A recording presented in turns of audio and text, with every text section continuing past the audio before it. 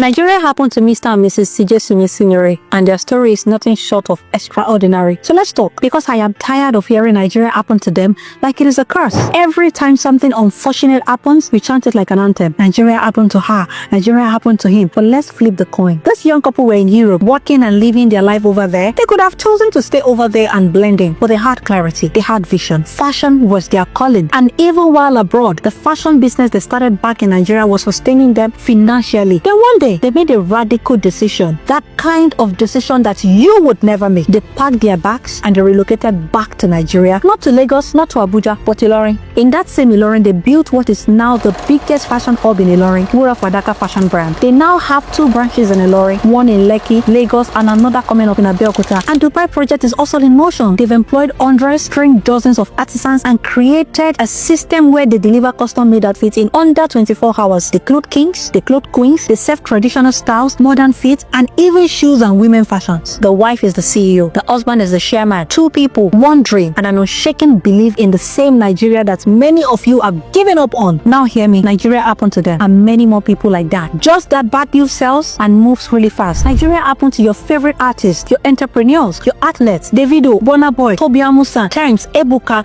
Hilda Basi, Victor Osimhen, Aliko Dangote, Ale Nuyema, Nike Ogunleshi. The list goes on. Even the medical practitioners who obtained their certificates here and earning with it outside the country, Nigeria happened to them, because they would have paid through their nose to obtain such a degree in the Western world. Let me tell you the truth. Every nation has problems, from the US to the UK, from South Africa to Sudan. Evil and good coexist in every land. But here is the principle: you become what you fix your gaze on. If all you see in Nigeria is doom, evil, corruption, decay, that is what you are going to experience. But if you fix your eyes on opportunities, on solutions and service, Nigeria will happen to you too, in a very beautiful and good way. Psalm 122 verse 6 says something. It said they should pray for the peace of Jerusalem. They shall prosper that love thee. Now I'm going to rephrase it. Pray for the peace of Nigeria, so that you too can also see the prosperity in the land. You cannot curse a land and expect it to bless you. You can't hate your home and expect to thrive in it. Nigeria is not perfect, far from it, but hear me, it is a fertile ground. This is one of the few countries in the world where if you have talent, grit, wisdom, and structure, you can rise 10 times faster than anywhere else. Our economy is still young. That is not a curse, it is a window. The wise are coming back home to build, while others complain, they create. And if you keep waiting for Nigeria to be perfect before you plant your seed, you are going to miss your harvest. So here is my challenge to you: stop being bitter, start being visionary. Stop tearing the country down on social media. Start asking how you can build. Stop envying those who left and start studying those who returned and thrived, or those who remained and thrived. Because in this land, this same Nigeria, greatness is actually very possible. And if you choose to see it, to serve it, and sow into it, Nigeria will happen to you too, and it will be the best thing that ever did. Tag a builder, share with a visionary, and let this message spark national pride and personal action.